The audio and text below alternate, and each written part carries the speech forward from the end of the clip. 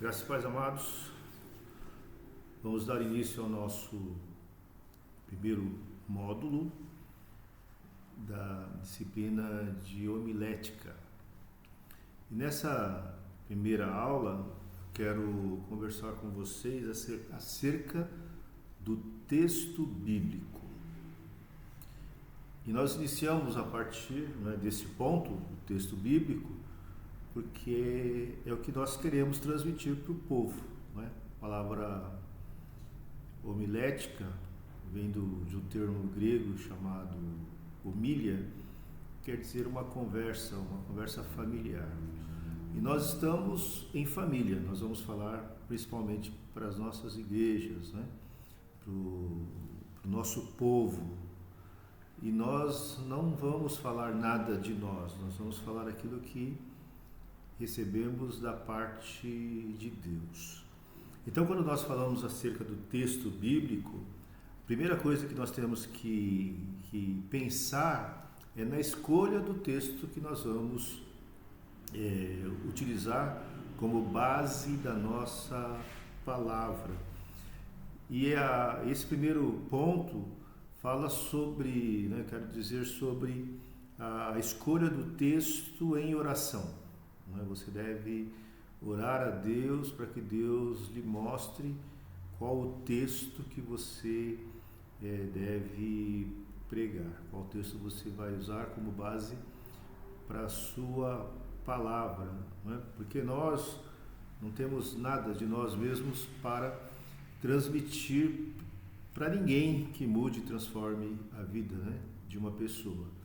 O que muda e transforma a vida de uma pessoa é a palavra de Deus, é o poder do Evangelho, E é o que Paulo cita, porque não me envergonho do Evangelho de Cristo, pois é o poder de Deus para a transformação de todo aquele que crê. Pedro, na sua primeira epístola, ele vai falar que nós somos regenerados pela palavra.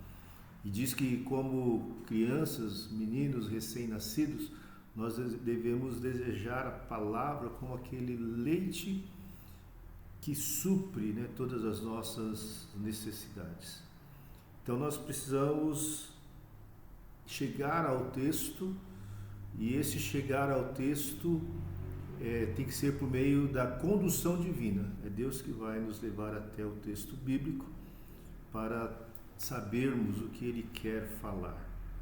Uma das coisas mais importantes e que nós devemos estar atentos é justamente sobre isso, porque nós poderíamos pegar qualquer texto da palavra de Deus e pregar, de Gênesis a Apocalipse, que nós estaremos pregando a palavra de Deus. Isso é verdade.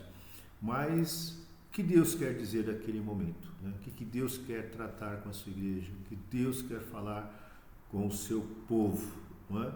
E nós só vamos saber disto, ter certeza e convicção de que aquele texto é o texto que Deus quer que falemos, quando nós temos uma vida de devoção, uma vida devocional diante de Deus, leitura de estudo, leitura da palavra e oração.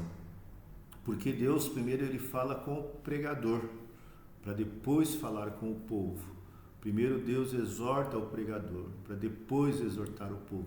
Deus trata o pregador e neste tratamento, depois então, o pregador é usado como instrumento de Deus para levar a mensagem. Porque nós temos aquela velha máxima, nós precisamos viver o que pregamos e pregar o que vivemos, E isso se dá no meio de uma vida devocional, uma vida de oração. Então, o primeiro ponto que eu quero deixar já bem firmado é que a escolha do texto bíblico deve ser em espírito de oração e por meio de uma vida devocional. Esse é o primeiro ponto importante. O segundo ponto que eu quero tratar com vocês é que o texto escolhido ele deve abranger um pensamento completo. O todo texto ele tem parágrafos, né? O texto ele tem parágrafos. E o parágrafo ele é uma ideia completa. Ele começa em um versículo e termina em outro versículo. E uma ideia completa pode estar resumida em um único versículo, pode estar reunida em poucos ou vários versículos, uma ideia completa pode estar em um único capítulo, como uma ideia completa pode estar em mais de um capítulo. Ou então a ideia pode começar na metade de um capítulo e terminar na metade do capítulo seguinte, não é? Então nós temos que prestar atenção para não errarmos e cortarmos a mensagem pela metade, não é? Sendo que aquele pensamento ele se estende até mais versículos e nós acabamos não identificando esse pensamento completo e cortando a mensagem pela metade. Aí os nossos irmãos, o nosso público, né, eles irão notar que faltou alguma coisa. Então nós precisamos prestar bastante atenção quando nós escolhermos o texto, nós identificarmos onde o assunto começa e onde o assunto termina. Algumas Bíblias elas nos ajudam, né? Nos ajudam já fazendo essa divisão. Algumas Bíblias já começa, né? O assunto começa com a primeira letra do versículo em negrito.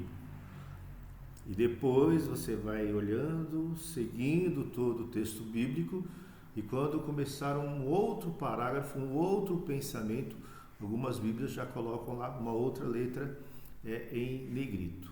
Então, se você tem uma Bíblia assim, já vai facilitar bastante, né, o seu trabalho. Mas, como nós estamos em um curso, é muito importante que você, às vezes, nem utilize desses recursos, né, inicialmente, mas que você comece a treinar, né, a sua mente, comece a treinar a sua percepção para que você possa identificar, né, quando um assunto começa e quando um assunto termina, né, para que a sua mensagem possa se basear sobre um texto que tenha um pensamento completo, tá bom?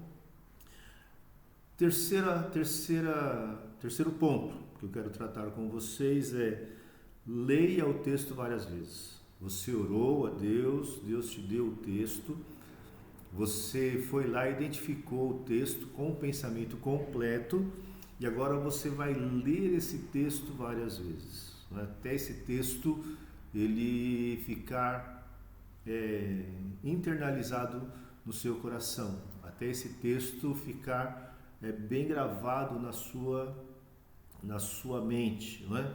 Até você ter ali uma intimidade com aquele texto.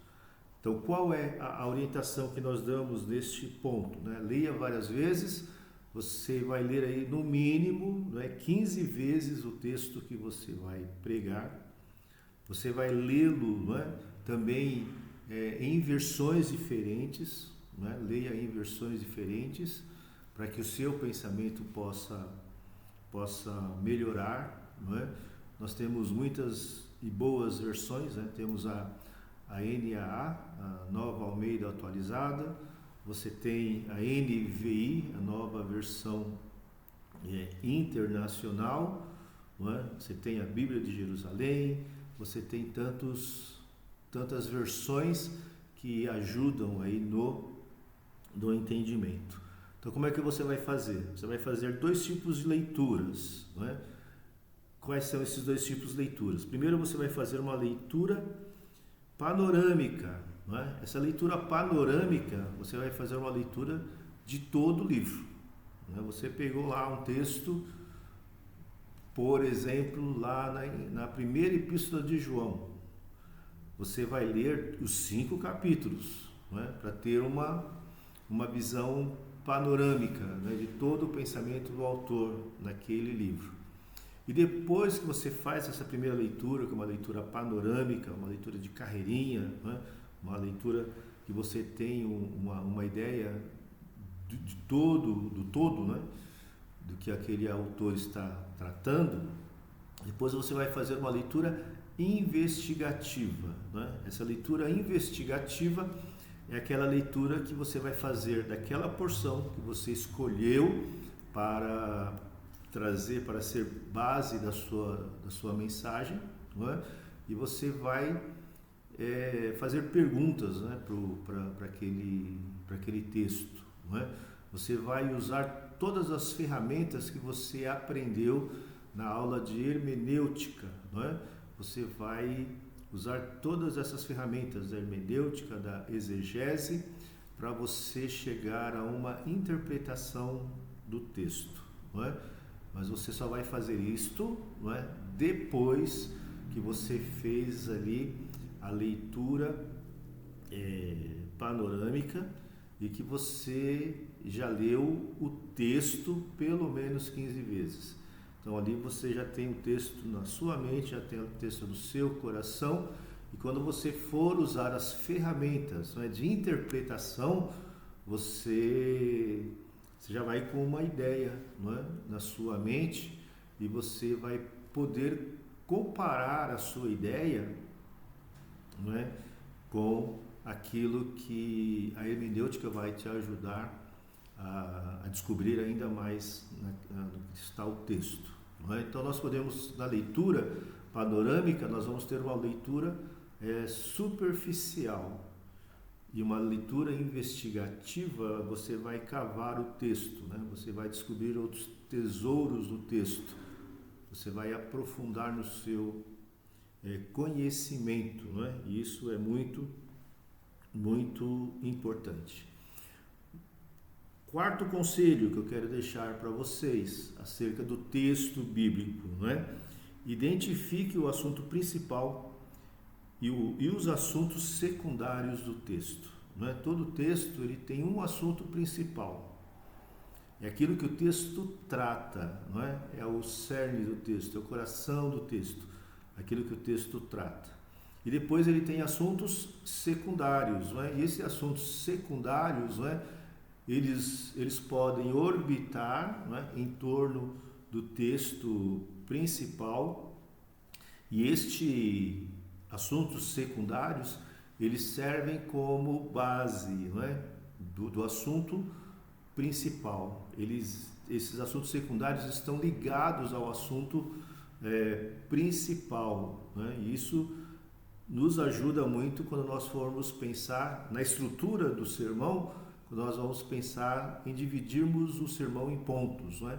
Então nós vamos ter um assunto principal e depois os pontos serão, né, os assuntos secundários que irão, não é, reforçar, explicar, não é, esclarecer o ponto principal. E com isso, não é, nós vamos para um outro conselho dentro deste conselho, é que você vai identificar o fluxo de pensamento do autor. O que o autor está dizendo e como o autor está desenvolvendo aquela ideia. Então, nós vamos seguir o fluxo do texto. Nós não vamos inserir nenhum pensamento que o texto não esteja transmitindo, e nós não vamos forçar o texto, né, para chegar à nossa interpretação. Não, nós vamos seguir o fluxo do autor, o fluxo do pensamento, como que ele desenvolveu aquele pensamento, né? Isso, nos nossos estudos, nós vamos identificando, como, por exemplo, né, eu dei o exemplo de lermos, né, e vou deixar até já como uma tarefa, que vou explicar lá no final, de lermos a primeira epístola de João. Para nós identificarmos o fluxo de pensamento, nós temos que entender o pensamento joanino, como que João pensava, né? Isso tem que fazer parte também ali das pesquisas, e faz parte das pesquisas, né, da hermenêutica, né? Nós vamos identificar o autor, o pensamento do autor, né, os seus destinatários, não é? Vamos identificar qual era o problema, a dificuldade que eles estavam vivendo, o que o autor, qual o problema que o autor estava tratando, não é? Então, tudo isso é muito importante. Então, nós temos que identificar o assunto principal e também os assuntos secundários, não é? Um exemplo bom para pensarmos sobre o assunto principal e o assunto secundário é o texto lá de Isaías capítulo 6. Né? Isaías capítulo 6, normalmente quando nós ouvimos pregadores, né, a mensagem pregada ali é acerca do chamado de Isaías. Né? Então, quando você ouve essa mensagem, normalmente uma mensagem sobre esse texto, normalmente os pregadores vão tratar sobre o chamado de Isaías. Só que o chamado de Isaías não é o assunto principal. O chamado de Isaías é o assunto secundário, porque o assunto principal ali vai tratar sobre a glória de Deus, a manifestação da glória de Deus. E o chamado de Isaías, ele vem como resultado da manifestação da glória de Deus. Não é? Então perceba que isso muda, não é? Muda tudo, né? Em uma mensagem. Quando você deixa que o próprio texto apresente qual é o assunto principal, e depois os outros assuntos são assuntos secundários que só reforçam aquele primeiro ponto. Não é? Então preste bastante atenção neste ponto. Não é? Aí nós vamos para um outro momento. Qual é o outro momento? De você fazer uma paráfrase do texto. Né? Você já leu o texto panoramicamente, você já leu o texto investigativamente, já fez lá a interpretação do texto e agora você vai escrever uma paráfrase. Não é? E o que é isso? Você vai reescrever o texto com as suas palavras. E aqui vai mostrar o seu grau de entendimento do texto. Não é? Quanto mais você entender, mais facilidade você terá de reescrever esse texto. E quanto maior for a sua dificuldade, isso é um indicativo, né, de que você ainda precisa se aprofundar ainda mais nos estudos. Não é? Porque a forma como você escreve, o que você escrever ali vai mostrar o que você entendeu. E se ficar claro para você aquela escrita, não é? Isso também vai te ajudar na transmissão da mensagem. Não é? Depois nós vamos falar sobre esboço. Não é? Alguns pregadores gostam de levar para o púlpito apenas um esboço. O que é isso? Os pontos da mensagem. Tem outros pregadores que gostam de levar para o púlpito, não é? A mensagem totalmente escrita. E tem outros, não é? Como eu, que eu gosto de levar só a Bíblia, não é? para a mensagem. Né? Dificilmente eu levo esboço, levo algum outro tipo de anotação, porque o texto já está aqui dentro, não é? Mas isso é o estilo de cada um. Não é? No início nós vamos, e até mesmo por um trabalho que eu vou pedir para vocês, quero uma mensagem totalmente escrita, né? Com a estrutura que nós vamos aprender futuramente. Então você vai fazer uma paráfrase do texto, né? Para que você veja o quão você entendeu desse texto e também a sua capacidade de expor aquilo que você aprendeu. Então é muito importante essa primeira aula, que é acerca do texto bíblico. Então, recapitulando, escolha um texto em espírito de oração e por meio da sua vida devocional. O texto escolhido deve abranger um pensamento completo.